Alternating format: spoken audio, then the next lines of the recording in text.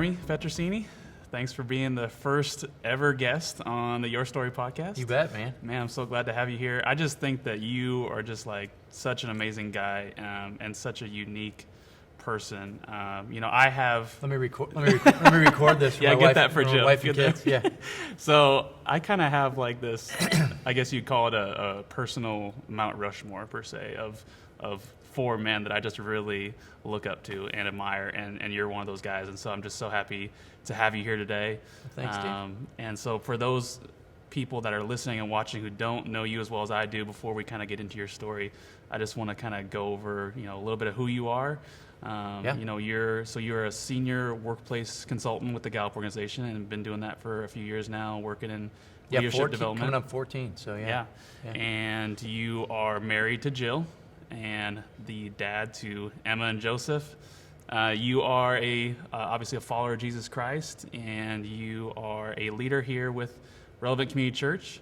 So I just kind of want to start off with you. Just tell me a little bit. Like, do you ever kind of stop and think, like, man, how did I get here? Like, how did I get to do all these amazing things in my life? How did I get to have such all these blessings? Do you ever stop and kind of reflect on that? Or? Yeah, it's funny, Zane. Like, so all the time, where whether it's stuff we're doing with my kids or definitely stuff with work. I mean, I'll get invited into these senior executive meetings with large organizations that people know and know the people in the room. And one of my friends actually out in LA, he said, I remind him of a verse in Proverbs where it talks about a lizard in the king's palace. And I sort of laugh because it's sort of like the lizard really doesn't belong there, just sort of snuck in through the cracks. Right. But yeah, I mean, I just feel hugely blessed with the family I have, with the wife I have, with the friends we have. But yeah, I mean, I think it's a great question. Do I stop? I think sometimes in the midst of it, it's just like, how did this happen? Right. But yeah, it's been fun for me, and a lot of what I do through my job at Gallup and even through my volunteer work with our church is helping leaders to become better versions of themselves. And I think in order to do that, we've got to stop, we've got to reflect, we've got to kind of take back. Things don't happen just by accident; they happen with intentionality. And so I think there's a lot that I've learned over the years and been able to share with others, or others have shared with me. Yeah. To kind of tap into some of that. It's good. It's good. So take me back to kind of when you grew up and what life was like for you growing up. So you grew up in Ohio. And some might say I haven't grown up yet, but you mean how I've grown up? How you've gotten to this point at least. Yeah, I grew up in Cleveland, Ohio. So that's where both my parents were born and raised. And I'm one of seven kids. I have three older sisters, so that might explain a lot. Yeah. And then I was the youngest for 7 years before my brother was born. So I sort of had it all, man. Older sisters, I was the only boy, I was the baby. Mm-hmm. Then my brother came, and we call that the second litter because it was my brother, and then a year and a half later, another, a sister, and then another brother. My mom didn't like that we refer to the two groups as litters, but yeah, I mean, being then a middle kid, it's sort of, in some ways, I loved it because it let me get away with stuff.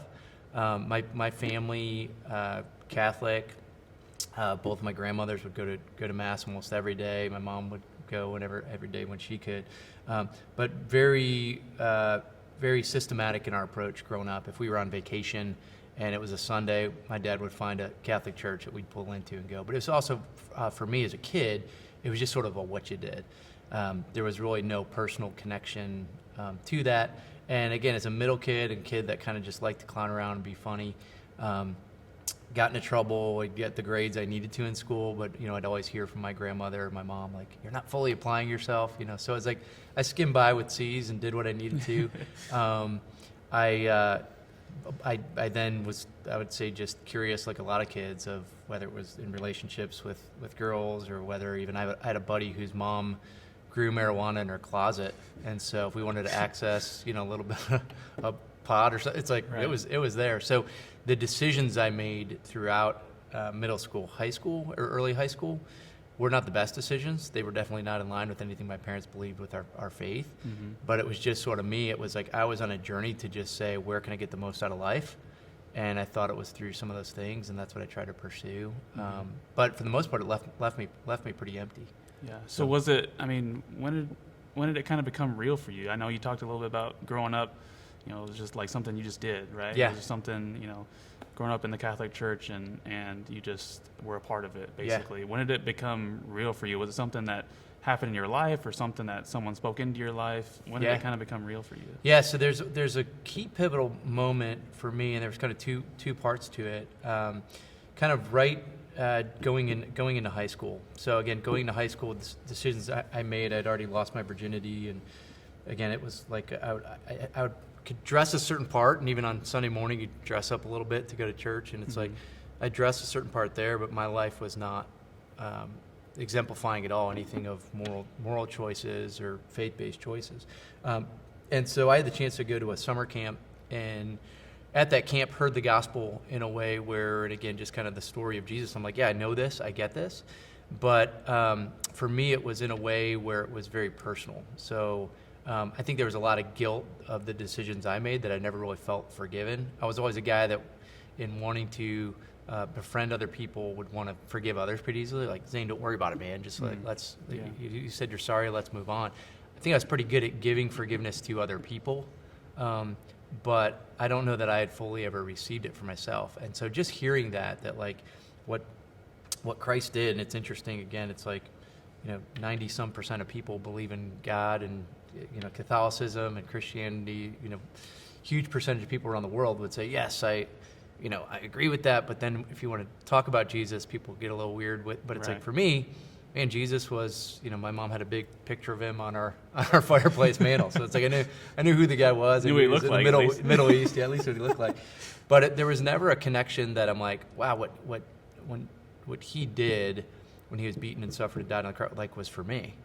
And so I was like, okay, so at that camp, when I realized that he did that for me, the other part of it that they presented to us is not just receiving that forgiveness, but are you willing to follow him? And what I realized is I was trying to follow all kinds of things, my friends, myself, my own desires, but there was no real guiding point, almost like when you're walking through the woods and you have a compass that says, go this way.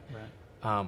I was sort of wandering through life, and especially even as an early teenager, I'm like, I don't want to constantly ask mom and dad what to do, or, I played sports, so I could ask my coaches, but it was like the promise I felt like I heard at that summer camp was, this is an opportunity for me to have a connection with the God of the universe, that either through his word or just through conversation, when I'm lost, I could reach out to him. So I'm like, what do I have to lose, man? Yeah. If nothing else, it was fire insurance, that if I were to die, I'm like, right. But it was this idea of, man, maybe there is something to this life of giving my life to Christ. And I think there's something to be said about that too, because I think it's a very similar story, at least for what I have. It was just, for me, it kind of happened later in life. Yeah. I grew up in the Lutheran church, and the same type of deal. Like, my mom made it a real big point for us to go to church, go to Sunday school, yeah. and I love her for that, because we at least had that foundation. Yeah. And we kind of knew who God was, and knew, about this Jesus guy. And so I felt like I had a good foundation. Yep. But then it didn't really become real for me. I didn't really truly understand the gospel until, for me, it was when I got into college. And same type of deal. Like, I just was going through a lot of problems, really just finally started to realize, like, man, this is heavy, Yeah. I just feel a lot of guilt, a lot of shame. And finally just clicked with me, and I finally figured out, like, oh, that's who Jesus is. Like, I never truly heard what he did or who he actually is, rather than just the Son of God, And, yeah. and so then that's well, and I think you said it too. There's an element of, am I alone in this? Is right. it just me? Do I got to figure this out? Is this part of life? Yeah. Where the invitation part of it is, we're not alone, whether it's we have access to the God of the universe, or even other people that are, in the exact same boat that we're in. Yeah. So then from there, how did you get into working into ministry and getting into? I know you worked with an organization called Young Life for a while. So actually, the camp I went to, and it was interesting because you said this too, like where your mom was encouraging you. And my advice to other parents out there is, let somebody else invite your kids, because the moment my mom actually, this organization called Young Life, it was at my high school. My mom had read about it in the paper and just thought, this would be great. I mean, she knew some of the things I was into, but it's like, she's like, this would be great. And she told me, Jeremy, you should go to this. And the moment she said that, I'm like, I'm never going to that, because it's something my mom. Well, then this cute girl in my art class asked me to go, and I'm like, yeah, I'll go to that. But that was with this organization called Young Life. And so for me, that camp, even the opportunity where it began to, I mean, the guy who led it, a guy named Lewis, he began to just invest in me. And he was an adult who wasn't my parent, wasn't my coach, was just investing in me and helping me grow as a leader, make better decisions, really grow from a boy to a man, like just what that meant. And one of the things that I then had the opportunity to do when I graduated from high school is the college I went to. Young Life was their local in those high schools, but they looked for volunteer leaders, so just college-age kids. And so I decided I wanted to do that. I was going to invest some time. And so I volunteered with that organization all through college, and just helping mentor and grow and develop high school kids and see their lives turn around. And then had the opportunity to work for them full-time. So yeah, I did that right out of college. Moved to Southeast Michigan from Cleveland, Ohio, which some people would say from Cleveland to Detroit isn't improving my standard of living. But in Cleveland, we say at least we're not Detroit. But I don't know if it doesn't, it is what it is. But lived there, was able to actually be part of that organization for 7 years. So had a chance to see hundreds of high school kids turn their lives around, and it was fun because even a lot of the adults who were like the parents of these kids were starting to see such a change in their kids that they started coming to the church that my wife and I were part of. Right. And actually, I went from, after 7 years of working with Young Life, the church we were part of hired me. And that was kind of interesting because I kind of paused when they were asking and interviewing me. I'm like, wait, I don't have a seminary degree. I went to church growing up because I was supposed to. I kind of can work my way through the Bible, but that's because there's an index in the front of it. I'm like, I don't know. But it was really interesting. What they saw in me is just the ability to help develop other leaders, which is basically in church circles. And when you look at the way Jesus did it, it's called discipleship. Mm-hmm. That's just an old Jewish word for a teacher meeting with a student to help them grow. Mm-hmm. And so that model of discipleship, teaching, leadership was something they wanted me to take on, and had the opportunity to do that at that church for 3 years as the associate pastor, kind of basically responsible for developing leaders. Mm-hmm. And so it's super fun to just have that opportunity. Yeah, so then talk about how you transitioned from that, because you didn't necessarily set out to be in ministry from the beginning, right? You kind of just fell into it just because of your passion and your faith and your work with Young Life. So then talk about how you transitioned from working full-time ministry to then working with the Gallup organization. Yeah, so working even like the Young Life piece, I felt like, man, I could do this. And it was a big part of it too is you wear funny hats and do stuff to make high school kids laugh, and eventually, if they kind of like you, maybe they'll like what you're talking about. But yeah, I never intended to work for a church or at a church, and so when I found myself doing that, that was one of those moments where I'm like, how the heck did I get here? Who did I fool? But the people around me in that church in Michigan knew me. They knew my story. That actually was part of what I love about just the story of Christ and Christianity. Is it's not having it all together. It's just admitting I don't have it all together. And so those people knew me, knew my story, loved me, and loved that I was just willing, like the rest of the people showing up on a Sunday, just trying to figure it out as we go. So when I, again, committed to do that for 3 years, it was great. I had the opportunity to teach and develop and grow other leaders. But at that time, I actually came across, Gallup's got a leadership assessment called Strengthsfinder. Mm-hmm. That's what it was called then. We now rebranded it as Clifton Strengths. But it was just a simple tool to help people uncover what are my gifts and strengths, like what am I good at that might be different than what you're good at. Maybe you're good with numbers and data. I mean, you're an accountant, so, and like that's not me, but maybe I'm good with helping leaders think about the future and kind of map that out and communicate that. So how do we begin to identify what are you good at, what am I good at? The scriptures refer to it as you're the hand, I'm the foot. Like how do we leverage both those things and see the value? And so I was able, in my role at the church, I was able to start using that strengths assessment to just develop leaders. And it was fun for me because it using Gallup, again, a research-based company since the 1930s, we were using data and uncovering what makes humans tick to just say, okay, if this is who I am and where I'm at, it's then an invitation to say, am I being the best version of myself? Am I living my life with all of my heart, soul, mind, strength? Or am I just sort of in cruise control mode? Because Gallup's found that too in the data that over 50% of people in the U.S. and it's almost 80% globally, so 8 in 10 globally, just sort of wander through life. And in their jobs, it's just sort of like, I'm in the cul-de-sac, I'm in the cruise control mode. And so I think we have an opportunity as human beings to say, how do we become the best version of ourselves? Yeah. And how do we invite others to do that as well? It's not just cruise control. Kind of dig into that a little bit, because I feel like, we're talking about even people within the church, but especially people who are far from the church or feel like, I don't need that, I'm just like, I don't need God. Like, I got a good job, I got a good family. And, even if they don't realize that maybe, they're like, there's just something inside, like there's something more, like I don't feel fulfilled. Maybe they're overwhelmed with something.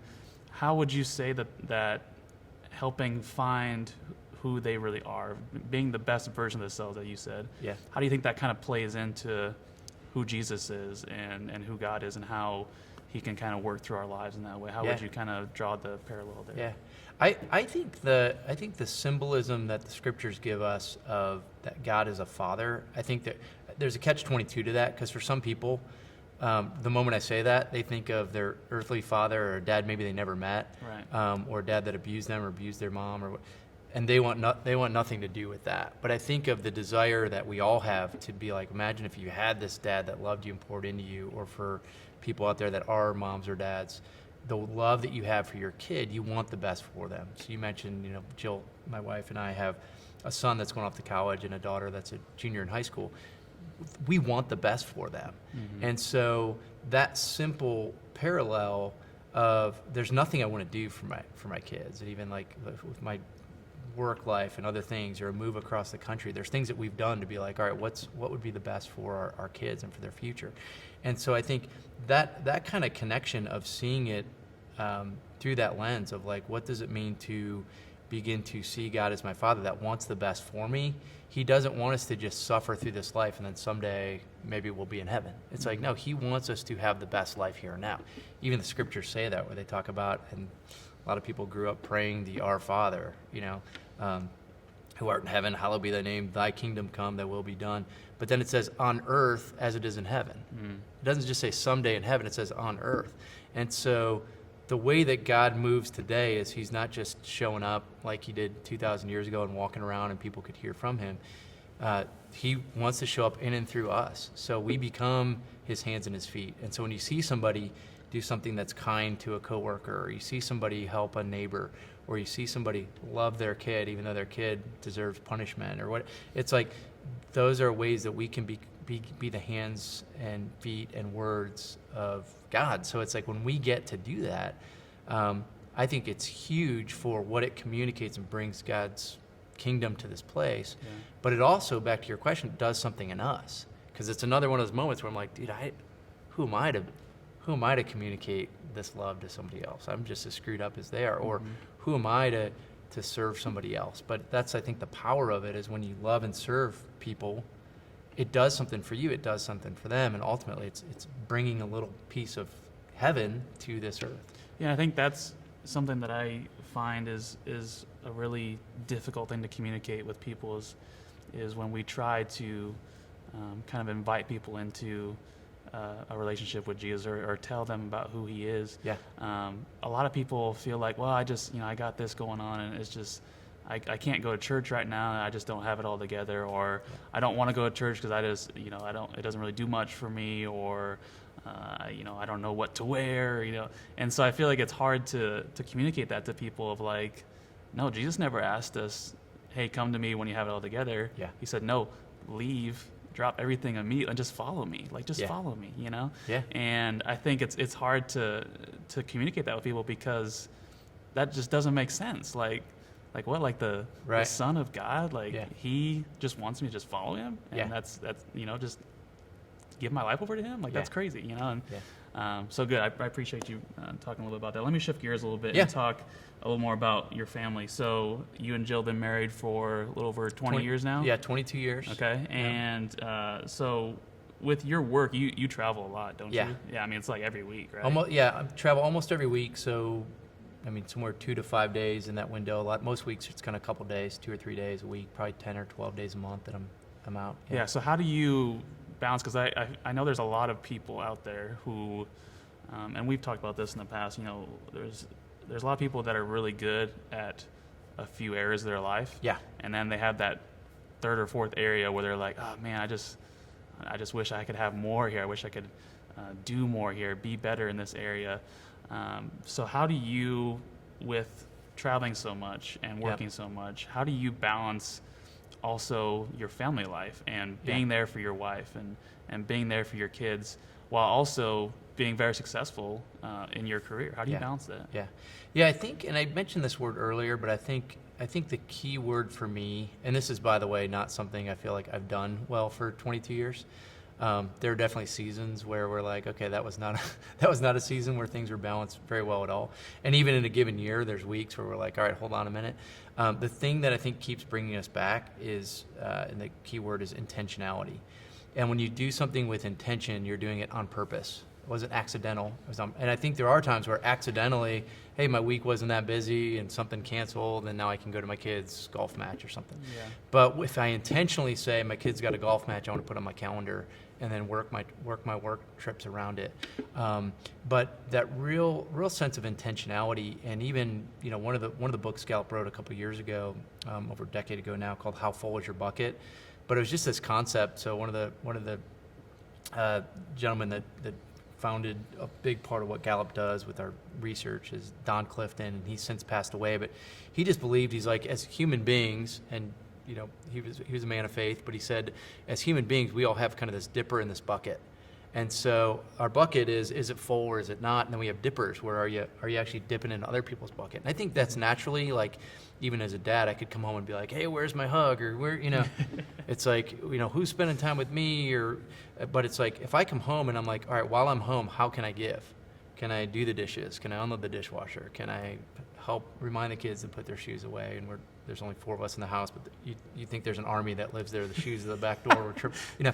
So it's like, if I can intentionally serve and love, and even when I'm on the road, if I could text my daughter, she laughs because I send her a note. She's like, it's not a note, Dad, it's a text, you know. So, my dad calls them emails. Email, so. Yeah. So it's no, that's a text. Technology. Two different things. But it's like, for me to text them and just say, hey, how was show choir today? Or hey, just thinking about you. Or sending her a picture, or, you know, same thing to my son or my wife. But I think trying to be very intentional with when I'm gone. Did I communicate something? Did I put a drop in their bucket today? Something to encourage them. It had nothing to do with me, but just with them. And then also, I think the piece of, you know, when I'm on the road, I try to work a lot. So it's like, I'll work on the airplane. I'll work when I get back to my hotel room. I'll log as many hours as I can. So then when I'm home, I have some of that time where I can fully be present. So I'll try to, and again, I'll do a lot of executive coaching calls from home, but I'll look at my wife's schedule. She's a designer, so it's like, if I know she's got appointments and the kids have school, I can block as much time as I want to work. It doesn't work every day, but it's like when the kids are out of school, or again, my son's got a golf match, or my daughter's got something, to try to just block that where they know that's a priority. And I think that piece of it for me is huge, with saying, hey, if we want to work hard, play hard, how do we, and actually my boss uses this language, it's not work-life balance, because you'll never balance those two things. When you think about how much time we spend at work, you're always going to spend more time there, but it's work-life integration. And so does my family value what I do for work? I mean, they'll say, Dad, where are you going? I jump on a plane this afternoon. They're like, Dad, where are you going? What leaders do you get to impact? And how are you going to make their company better and the world better because of it? So they understand what I do. And then the people I work with, like my boss is saying, hey man, like, you're taking your son to school, so block those days and go do what you need to do to get him. So that work-life integration, where there's almost an appreciation for both, lets me be intentional. What is that like for Jill, both when the kids were young and even now, when they're probably busier than ever as high schoolers? I'm not authorized to speak on behalf of Jill. She would not like, she'll say that's not really. No, she and I have talked about this, and again, like I said, it wasn't always, and nor is it today, always perfect. I think even when I started, so I've been with Gallup almost 14 years, I've had a few different roles. So like, I've always traveled in my job, but it was a couple days a month or something, and I could kind of schedule it. Now, as a senior workplace consultant, again, I'm going in and either meeting with senior executives, speaking at an event they have. I can't say, hey, I know your event's next week, but can we do it actually in 2 weeks? So my schedule's more dictated for me. And so one of the things that she and I talked about, and again, I've been in this role that I've been traveling a lot for the last 6 years, it was really tough at first. And one of the things that we found is with this rhythm of when I communicated to her, so she doesn't like the surprises. Oh, I forgot to tell you I'm leaving for New York this afternoon. I'm not saying if that's happened or not, but it has. Did you not know this? I thought it was on the calendar. But it's like when I communicate it clearly to her and with as much advance time as possible. And then the second thing, and we actually modeled this even back to our years in Young Life. One of the guys who traveled and spoke and did a lot of stuff, he was gone a lot. He said, my kids never got bitter about my travel because my wife was never bitter about my travel. And it's interesting, like, so when Jill's able to say to the kids, hey, I know you miss Dad, and I know you wish he was here, and this goes back to even when they were younger, but she's like, he'll be home on Tuesday, and here's what we've got, and here's what, but just her, and we try to do this where with her business, I really want to celebrate her success and serve her in that, and she's been huge at celebrating me and my success and the things that I get to do, and so us supporting, and even the scriptures use that word submit, which people don't like, but it's coming alongside each other. Like even that passage talks about, it's like not just wives to husbands, but husbands love your wives as Christ loved the church, which he died for the church. So it's like, how do I serve her and love her? And by the way, she's way better at it with me. But if I even love her like she loves me, I mean, that's huge. But I think that piece of her celebrating what I get to do, doesn't mean it's not hard. There's times where she's lonely or when the kids are gone and she's like, when are you coming home, you know? Yeah. But when she's able to celebrate that, the kids have seen that, and it makes it so much easier because we are on board as a family. And it's tough because I see a lot of young couples and even people where their husbands are in ministry, but the husband's gone for a week with a mission trip or taking kids to camp, or there's a staff retreat or something. But if the wife's like, when are you home and I need you, and it's like, that's great because people want to be longed and loved for and needed. Right. But when there's that sense of it's constantly like, are you choosing that over family? And by the way, we sometimes do choose work or ministry over family, and that's not right. But it's like, no, I'm choosing you in this. And when we can integrate those things, I just think Jill's attitude and appreciation toward that, it actually makes me want to be home more. So it's like that element for us has been huge in our marriage and our relationship. And friendship, and when I'm home, we try to do date nights. We're like, okay, let's make sure we've got time, just the two of us. But I think that piece of it, from her attitude toward it, changes everything then with the way the kids perceive it as well. Yeah. So we talked about Joseph, talked about your son going off to college yeah. here. What's that going to be like for you? Are you trying to create a Barbara Walters moment, make me cry? Yes. This is a Barbara Walters moment. But seriously, I think there's a lot of people out there that, we're in the month of August. A lot of people are going through that same thing. But I just want to hear from your perspective. What's that going to be like for you? Not only your only son, but your firstborn, going off to college and going halfway across the country. Yeah. And what's that going to be like for you? We live in Nebraska. He's going to South Carolina, which is, only 1,945 miles. Not that I've done the math, but so what's it going to be like? So it's a mix, man, and you know Joseph, but Joseph is very entrepreneurial, ideation, futuristic, competition, and so those are some of his Clifton strengths. But from the time Joseph was, probably 7 or 8, he's dreamt about starting a business and just kind of his dream, and it didn't happen, but he wanted to launch a business before he graduated high school because then he thought his mom wouldn't make him go to college. That was going to be his out. Like his dad, he's like, we'll do school if we have to, but is there another way? But so he's dreamt about kind of launching out on his own since he was a kid, and we didn't know that would mean out-of-state schools, but as he visited and just kind of really prayed through where he felt called, there was just something about the opportunities there that excite him. But yeah, it's interesting, and I actually put this on my Instagram a couple weeks ago. But I've got this app on my phone. It's called Parent Q. So it was designed by a church in Atlanta. But you put in your kids, and you can put in their pictures, but you put in their graduation date, and it counts down. And some people are like, why the heck would you do that? That's super depressing. So like when Joseph was probably 13, so this is 6 years ago, I downloaded this app. He was 13, Emma was 10. And the app tells me weeks, but then I put in a different countdown app that now tells me days, hours, minutes, seconds. So I could look at it right now, which I won't, because that'll Be very depressing. Yeah, I might lose it, because I have plenty of times this week. Well, tears would be great for the first episode. Yeah. So if you could just look right into the camera. Yeah, right. So, but the reason, and people are like, why would you do that? Why would you have this countdown app? And I put it in as his launch date, and I was very intentional with those words. It's not his leaving home date, it's not just his graduation date, but it's his launch date. And so I think of like when you launch a satellite, or the space shuttle launches, it's like you're sending something somewhere with some intentionality and some purpose. And so we, as his parents, and actually some great mentors of ours when we lived in Michigan, it was one of the elders, or kind of the leaders on the board at the church we were part of, he and his wife said, hey, you need to know something. And it was Joseph was their only child at the time. He said, Joseph is not yours. And I was like, what are you trying to say? Jill, is there something I should know? Like, what do you mean he's not mine? And he didn't mean he's not biologically mine. He just meant from a biblical perspective. He's like, as parents, these kids are not your property. Your job is to invest in and develop these kids. And to develop means to pull the best out of, right? So you have 18 years to develop them, and then they become their own. He's like, just like you guys don't live with your parents anymore. You live on your own. You're in Michigan. Your parents are in Cleveland or Philly or wherever my in-laws were at the time.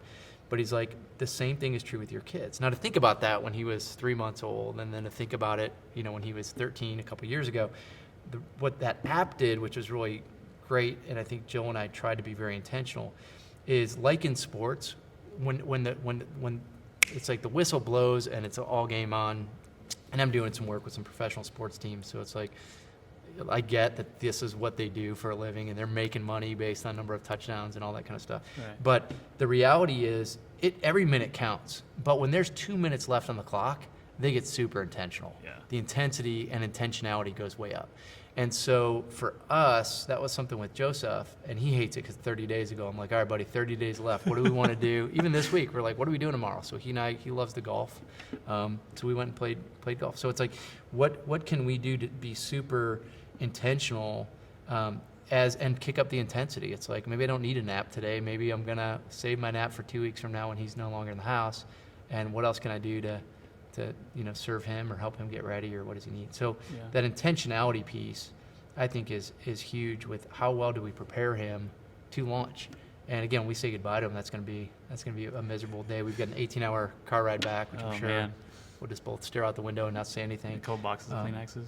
But it's cool, and I mean, I feel this with my daughter too. But my son, 14 years ago, I got this tattoo of this rhino. Yeah, talk about that. Yeah, so I read a book called The Barbarian Way, and the church we were part of back in Cleveland. So actually, when I came to Gallup 14 years ago, it was a great opportunity for me to do leadership development with people, not just that show up to a church, but people in their business setting. Because people will show up to church, but even the people that show up to church spend the rest of their weeks out in the business world. Mm-hmm. And so when I made that career change, it was also just about, if I want to impact leaders, it's not just, will they come to me or will they hear something I share on a Sunday morning, but how can I go to them or empower people to influence people wherever they go, whether you're a school teacher or whether. And so I read this book, it's called The Barbarian Way, and it had this little rhino tribal symbol at the end of every chapter.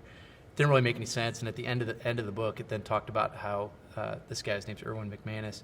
He had took his kids to this, kind of refuge for animals, and they're looking at all these cool African animals, and he said he started realizing different groups of animals are called different things. So if you've watched The Lion King, which I know you did growing up, but it's like a group of lions are called a pride, or so he kind of went through this whole like what groups of animals are called. And it was interesting because he said when they got to rhinos and these huge animals, he's reading about them. Rhinos can run 30 miles an hour, right? Okay. Which I think is faster than the car I had in college, right? But 30 miles an hour. But what's interesting, and you see their little beady eyes, they're nearsighted. So rhinos can only actually see 30 feet. So when you're running 30 miles an hour, but you can't see what's in front of you, well, God designed the rhino where I don't think whatever's in front of them cares. It's like, we better move. Yeah. But a group of rhinos is actually called a crash. And so the intent that the author was trying to communicate to leaders in this book is he said, rhinos can't see what's in front of them. They can't see what's at 31 feet, but they will crash the future. They'll prepare for impact because they're going to run into it. Right. And his challenge is, as human beings, we used to, if you go back even 100, 200,000 years ago, we used to operate as human beings in tribes, where I would say, hey, I need you, you need me. If we go together, we will accomplish what we don't know is there. Maybe we're going in the jungle and we're hunting, but we're not as scared because there's 5 of us, not just 1 of us. Yet in today's world, we live in total isolation. So even, and I use Uber a lot, but now it even lets me, do you even want to talk to your driver? You could be like, no.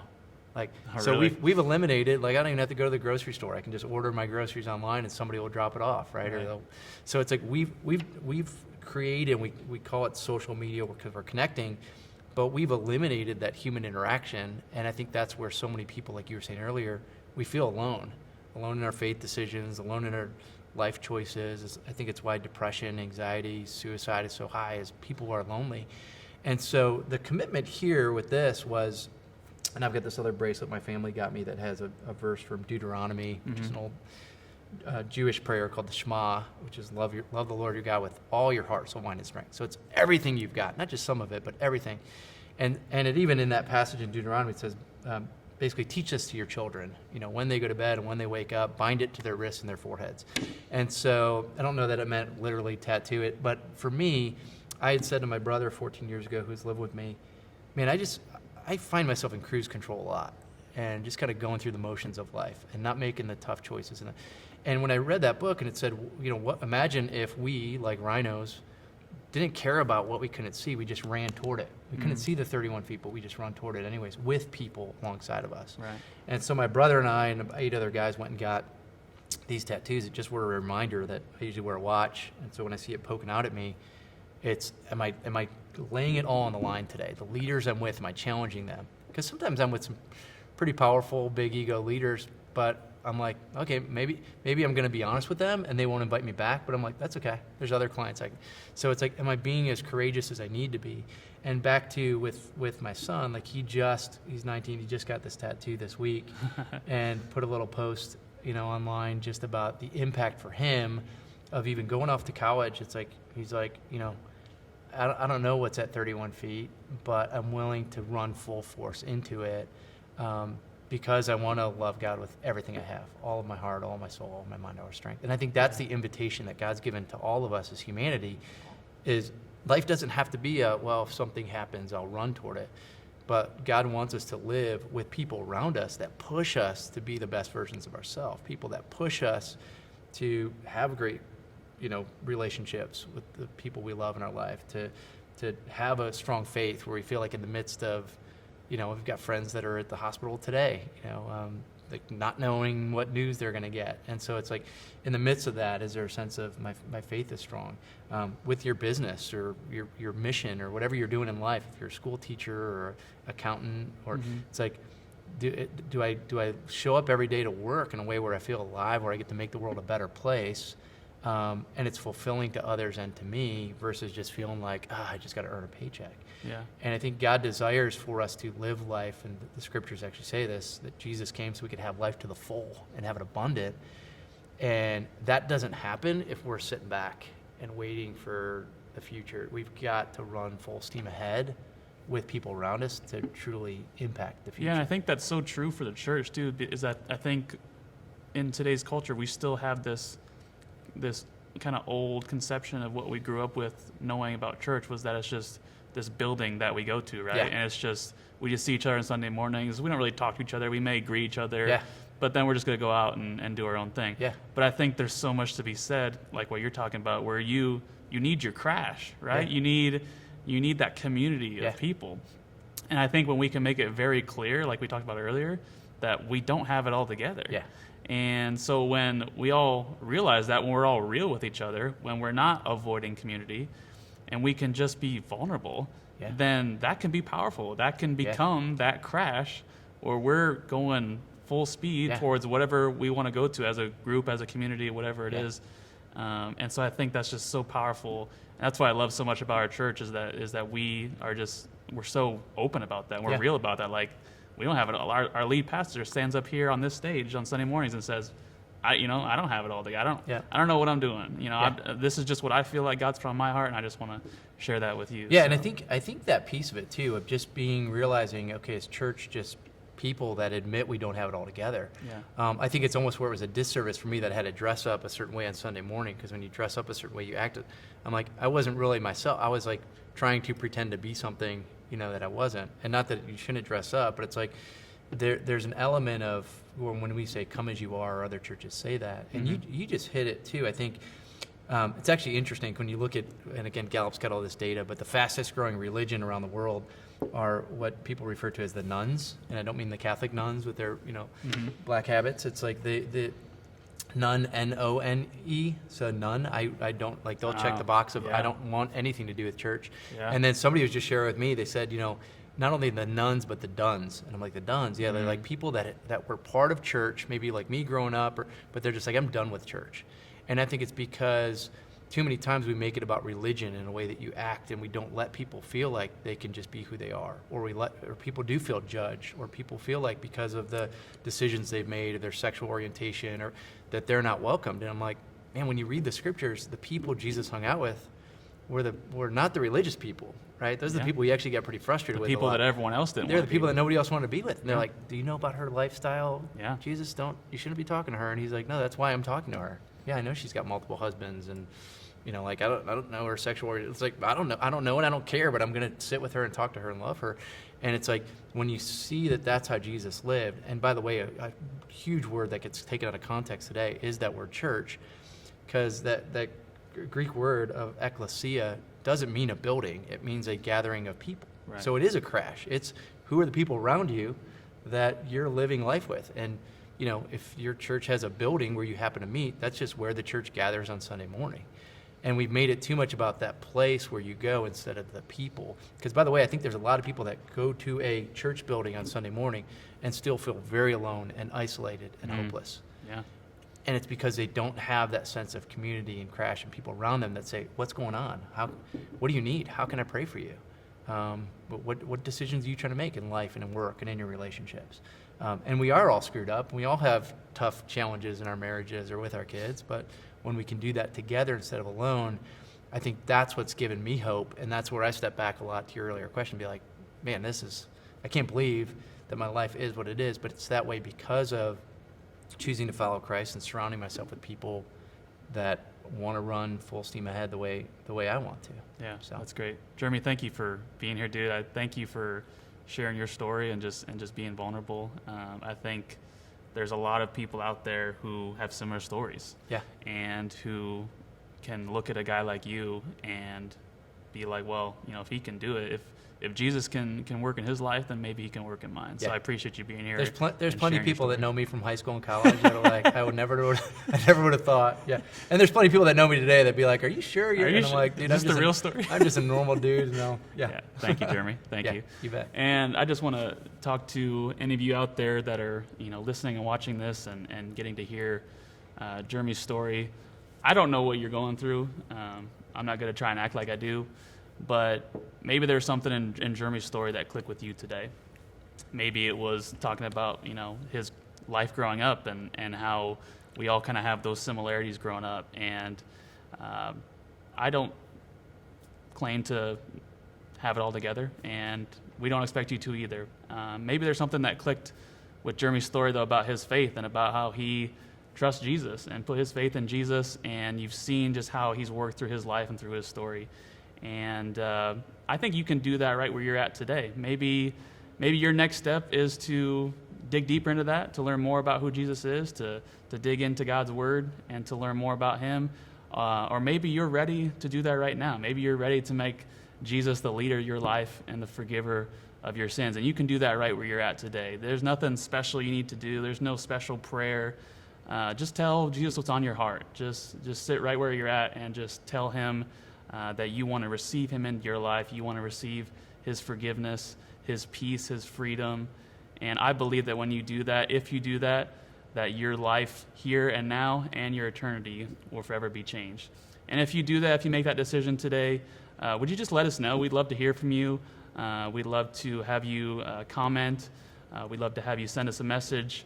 And just let us know if there's anything that we can do for you, if there's anything that we can help you with, any questions that we can answer.